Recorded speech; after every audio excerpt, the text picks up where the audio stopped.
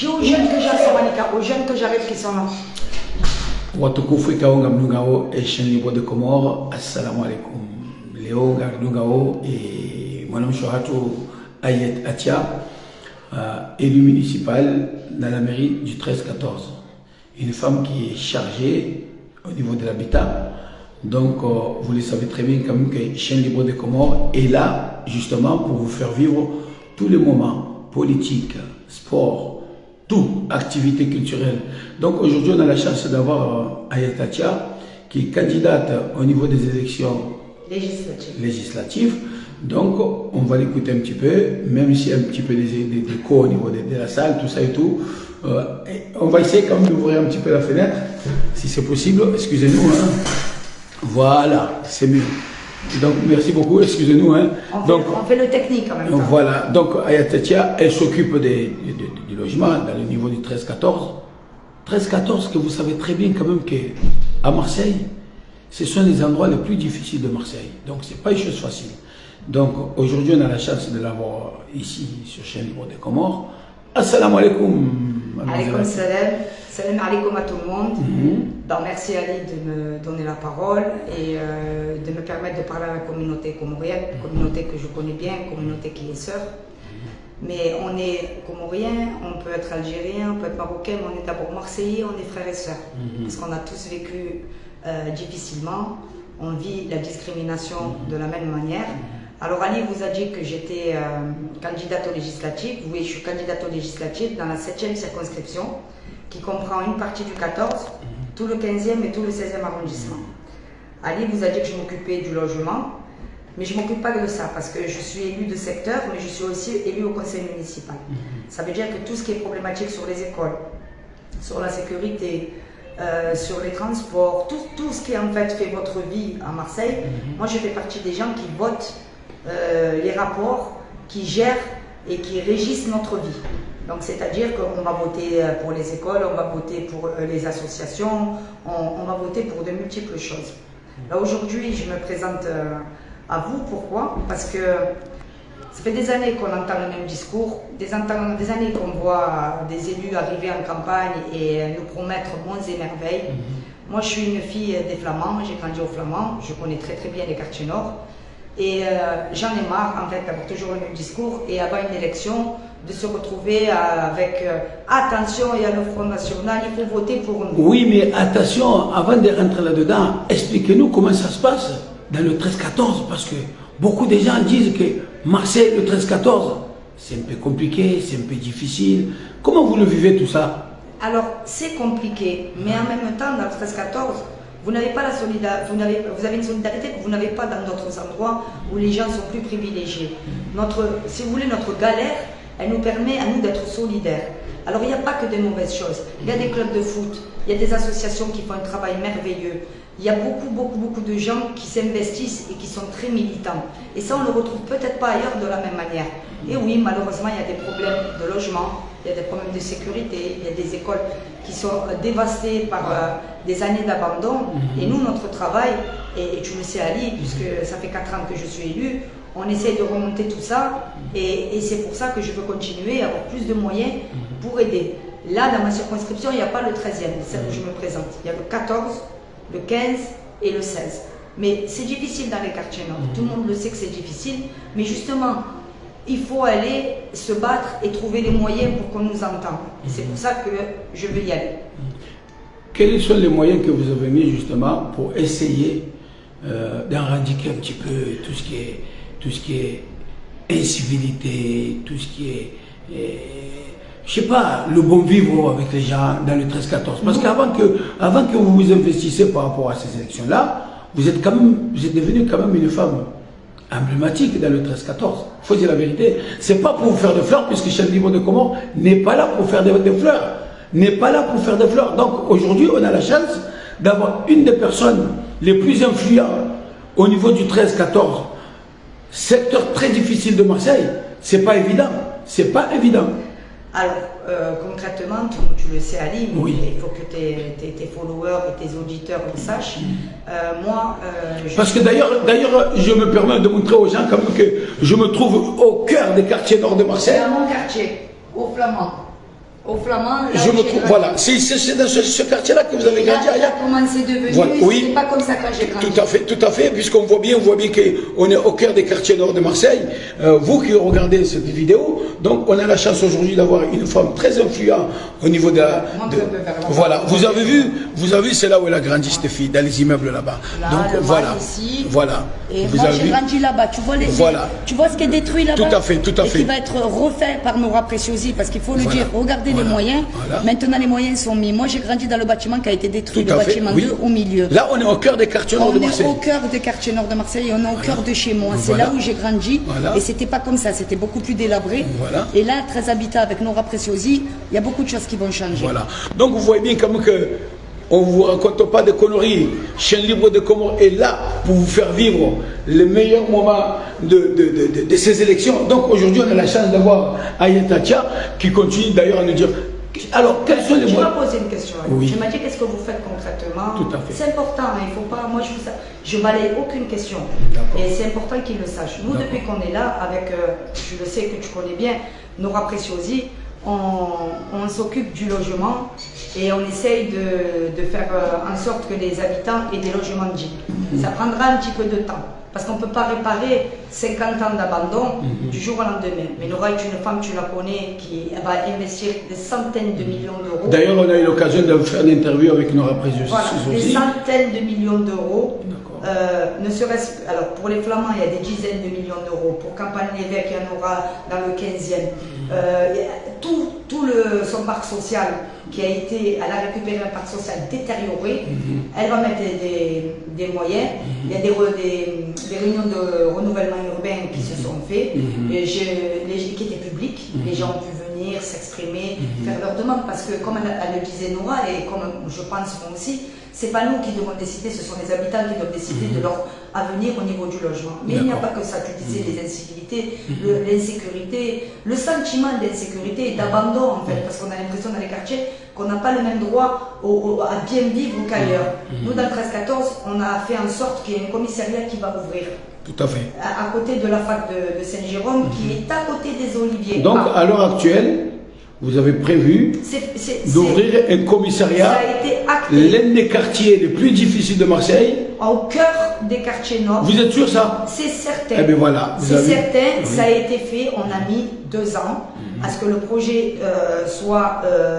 Monsieur Darmanin est venu, puisque c'est le ministre de l'Intérieur, puisque c'est lui qui doit valider ça. Et nous avons donc ce projet qui est fait. On a enlevé la plaque, on a fait l'inauguration. Et ce grand commissariat dans les quartiers nord, tout neuf, avec énormément de policiers qui vont venir. Alors, tout ne va pas s'arrêter. Mais vous avez été invité un peu chez Jean-Jacques Bourdin il n'y a pas si longtemps que ça. Oh, vous pouvez nous expliquer juste un petit peu comment vous vous êtes senti, puisqu'apparemment, moi j'ai vu un petit peu le reportage, on dirait une femme quand même qui a l'habitude de participer dans des plateaux de radio, dans des plateaux de télé. C'était en 2013, parce que j'ai écrit un livre en 2013. Bien avant que je rentre en politique, j'étais déjà une militante. J'étais déjà quelqu'un qui voulait sauver les quartiers. Mais j'étais seule à ce moment-là, et il n'y en a qu'une qui me regardait, c'était Nora Preciosi. Le reste, quand j'expliquais qu'on allait tuer des enfants, quand j'expliquais que des femmes allaient être victimes de ce qui se passe, des balles, des rafales de balles tirées n'importe quand, n'importe où, on m'a regardé un petit peu avec beaucoup de gens qui étaient cachés, qui étaient sceptiques. Mais il s'avère que j'avais raison. Et donc ce combat-là, je le porte depuis des années. Donc Jean-Jacques Bourdin m'avait invité, mais je n'ai pas fait que Jean-Jacques Bourdin. J'ai fait le Grand Journal, j'ai fait France 2, France 3, j'ai fait les compléments d'enquête, j'ai fait... Donc je suis connue pour avoir dans mon cœur et dans mon âme l'envie d'aider les quartiers nord. Aujourd'hui, en tant qu'élu de secteur et municipal au conseil municipal, j'aide un peu plus. Et là, mon rêve, ce serait de pouvoir les représenter à l'Assemblée nationale. D'accord. Donc vous, aujourd'hui, vous êtes candidate aux élections législatives. Oui, dans la 7e circonscription. Ça veut dire c'est le 13-14? Non. D'accord. Expliquez-nous bien parce que là qu'on comprend pas. C'est un peu compliqué parce qu'on a le découpage de secteurs quand c'est les municipales. Après, un autre découpage pour les cantonales, c'est-à-dire les départementales. Et un autre découpage pour les législatives. Pour les législatives, moi, je suis dans la 7e circonscription. Dans la 7e circonscription, c'est une partie du 14e, dont les Flamands. la Busserine, le Mail, Fond Vert, la Cité SNCF, la Marine Bleue, tout ce qui est boulevard Charles-de-Montpetit, le Canet que je connais très bien avec Naël, du collectif de la Maison Blanche que j'embrasse, qui est mon frère. Et après, il y en a d'autres que j'oublie, mais il y en a tellement. Et après, c'est le 15e, tout le 15e, tout le 16e. Et de l'autre côté, la 3e circonscription, où il y a l'autre partie du 14e, le 13e, et d'autres arrondissements, mais ça faudra voir avec M. Gassimi Kader et Mme Céline Écart, que je soutiens, parce que ce sont des collègues de la mairie du 13-14. Voilà, donc moi, c'est cette partie du 14e, Flamand, Busserine, Fond Vert, les Rosiers, le Canet, Cité SNCF, la Marine Bleue, Saint-Gabriel, tout ça, c'est le parti du 14e qui sera dans ma circonscription si, Inch'Allah, je suis élu. Et tout le 15e, tout le 16e. Donc, expliquez-nous pourquoi vous avez décidé de vous investir au niveau des députés. Pourquoi ça? Parce que comme je te l'ai dit il y a même pas 2 minutes, moi j'ai toujours eu l'envie de défendre les quartiers nord dans le cœur. Et je dirais même dans les entrailles. Ça sort du ventre, cet habit-là, c'est viscéral. J'ai besoin de donner quelque chose. Et pourtant, Dieu seul sait que j'ai vécu tout ce qu'on pouvait vivre de difficile dans les quartiers nord. Ils auront regardé mon histoire et ils verront. Mais j'ai besoin de faire quelque chose. Et là, pour l'instant, les propositions qui nous sont faites, en fait, ce schéma-là de attention, le Front National, votez pour nous parce qu'il faut combattre le Front National. Voilà, surtout les gens, ils ont envie d'entendre ça aussi, que tout le monde est parti contre le Front National. Mais tout le monde est parti contre le Front National. Mais moi j'ai 45 ans et toute notre vie, on a voté contre le Front National. Et quand on a voté pour les gens contre le Front National, après ils étaient où? Ils étaient nulle part. Alors je veux être une autre alternative. Il faut arrêter de nous prendre en otage entre ça, les deux extrêmes. Moi je suis désolée, je suis contre l'extrême gauche. Pourquoi? Parce que l'extrême gauche, LFI surtout, je le dis très clairement, envoie nos enfants dans notre secteur avec le député sortant là, qui est resté 2 ans député et qui, en tout cas au Flamand et tous les quartiers où je suis allée, ben, ils ne l'ont pas vu et il n'a rien fait pour eux. Donc moi je refuse qu'on envoie nos enfants faire sauter les mairies.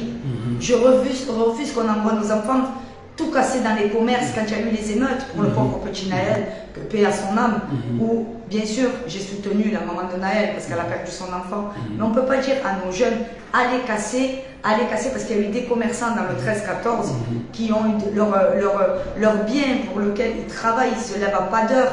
Vous savez, les indépendants, ils ne cotisent pas pour la retraite. Et ils travaillent, ils ne comptent pas leurs heures. Et on est venu casser leur commerce. Alors allons-y vite maintenant. Dites-nous un peu, parce que le téléphone, il est blindé. Les gens, ils se serrent, ils n'en pas rentrer. Et en même temps, il y a des appels comme quoi ils essaient de nous poser des questions. Donc, dites-nous un peu, quel est votre souhait aujourd'hui d'avoir fait appel à Chaîne Libre des Comores? Parce que vous savez, comme Chaîne Libre des Comores, c'est la chaîne presque nationale que les gens s'arrachent. Donc nous, on n'a pas de barrière. Que ce soit arabe, jaune, vert, noir, machin, Chaîne Libre, il est là pour diffuser toutes les informations qui se passent surtout au niveau de Marseille. Pourquoi parler à la communauté comorienne? Parce que la communauté comorienne, malheureusement, elle est discriminée depuis des années parce que c'est une communauté trop silencieuse. Et vous savez, c'est pas parce que vous êtes silencieux que vous n'existez pas, que vous n'avez pas le droit, comme les autres, à bien vivre, à ce que vos enfants aient accès à des études supérieures, à des formations. Et l'accès au droit, c'est très important. Donc la communauté comorienne, c'est notre communauté sœur. À Marseille, vous savez très bien qu'on a vécu les uns avec les autres. Donc il était important qu'on ne mette pas la communauté comorienne de côté et qu'elle sache qu'elle a des alliés comme moi, comme Nora, vous le savez aussi depuis des années, Ali, tu le sais. Alors, vous savez que la communauté comorienne, c'est la communauté de Marseille qui est le mal logé, qui a moins de petits boulots par là, femme de chambre, femme de scie. C'est quand même récurrent. Mais c'est ce qu'on voit. Et ça, on ne va pas mettre tout sur vous, puisque vous venez d'y arriver. Mais qu'allez-vous faire si jamais vous y arrivez? Alors, moi, ce qui me concerne, je suis très honnête. Donc, comme ça, tes auditeurs entendent bien. Moi, je ne veux pas victimiser les communautés. Bien sûr. Il y a aussi une part, chacun, dans toutes les communautés, et dans les quartiers populaires, il faut savoir se prendre en main aussi. Il faut savoir revendiquer ses droits. Si on ne les revendique pas, on ne va pas vous les donner. Nous, on arrache les choses. On ne vient pas nous les donner spontanément. Donc, c'est porter la voix, expliquer que La communauté comorienne n'a pas à être, comme tu dis, mal logée. Elle a le droit, comme les autres, à des logements dignes. Vous avez chez vous des intellectuels, vous avez des gens qui sont experts en beaucoup de choses et on ne les voit pas. Donc je veux qu'elle soit visible, la communauté comorienne, qu'elle soit visible comme les autres communautés et qu'elle soit pas mieux, mais pas inférieure, comme les autres communautés. On est tous ici Marseillais et on est en France et on contribue à l'économie nationale en faisant ne serait-ce que nos courses, en travaillant, en payant des impôts. Vous savez, les impôts, vous les payez quand vous faites vos courses avec la TVA. Donc ça aussi c'est important. Donc vous avez le droit d'avoir les mêmes droits que les autres. Et ça, c'est très important. Donc la communauté comorienne, malheureusement, elle n'est pas trop représentée. Voilà, tout à fait. Alors, je ne me revendique pas comorienne, Ali. On ne peut pas dire ça, parce que sinon, ça voudrait dire que tes auditeurs, ils vont dire, mais qu'est-ce qu'elle raconte? Contrairement à d'autres, je ne fais pas d'appropriation culturelle. Mais la communauté comorienne, c'est la communauté sœur. Et vous êtes applaudis, hein? Vous êtes applaudis, hein? Vous êtent applaudis, hein? Ah oui, il y en a qui font des applaudissements. Non, mais c'est vrai, on a, que ce soit Omaï, que ce soit ma grand-mère, elle était de la Savine. Les Comoriens de la Savine, on a toujours grandi tous ensemble. Et le problème, c'est que vous n'êtes pas représentés. Vous n'êtes pas représentés, on vous met de côté. Et de temps en temps, on vient essayer de vous dire, écoutez, avec des promesses. Moi, je ne vous fais pas de promesses, je vous fais juste la promesse d'aller au front quand vous viendrez me demander des choses que je pourrais faire, il y a des choses que je ne pourrais pas faire. Donc, nous arrivons au terme de cette vidéo, puisqu'il y a beaucoup de monde dehors qui nous attend. C'est mon quartier. Et compris-moi, maintenant, dites-nous, votez Ayat Atia. Votez Ayat Atia et Ali Belania, qui est mon binôme, parce qu'on n'a pas parlé de lui, mais c'est un homme exceptionnel, qui ne compte pas ses heures au travail, qui est du 15e aussi. Votez, c'est la liste Ensemble, le groupe Ensemble, Ayat Atia dans la 7e circonscription. 14 Donc, votre liste s'appelle? C'est Ensemble. Ensemble, voilà. Et le bulletin, il est bleu et blanc, vous ne pouvez pas le rater. Voilà. Ayat Atia, A-T-I-A. Mon nom, il est simple. Voilà. En tout cas, vous qui nous suivez, vous qui nous regardez, Chendibo vous remercie beaucoup d'avoir suivi cette émission avec Ayat Atia, élu municipal de la ville de Marseille, élu qui s'occupe du logement. Pas que. Pas que, oui, pas que, pas que. Ainsi qu'il ne faut pas oublier quand même que, sans oublier aussi la présidente de 13 Habitat, c'est ça? Non, je te l'ai dit. Nora Preciosi, ainsi que toute l'équipe apparemment qui l'entoure, Malika Sebaï, les militants. Il y a beaucoup de militants. Monsieur Gasmi. Ouais, Monsieur Gasmi qui se présente, je l'ai dit tout à l'heure. Ainsi que votre binôme aussi, vous n'avez pas parlé de Je t'en ai parlé maintenant. Les auditeurs, s'il vous plaît, dites-lui qu'il n'a pas entendu. J'ai parlé de mon binôme qui s'appelle Ali Belania et qui travaille main dans la main avec moi, qui est, je te dis, compte pas ses heures, il est issu des créneaux dans le 15e. C'est un homme exceptionnel et il m'a fait l'honneur d'accepter d'être avec moi parce qu'on ne parle pas beaucoup, on dit suppléant. J'aime pas suppléant, c'est mon binôme. D'accord. En tout cas, on vous remercie beaucoup d'avoir suivi cette vidéo. Merci. Chendibo vous remercie beaucoup. On se retrouve la prochaine fois pour d'autres événements ou peut-être pour la victoire. Inch'Allah. Allez, ciao les gars.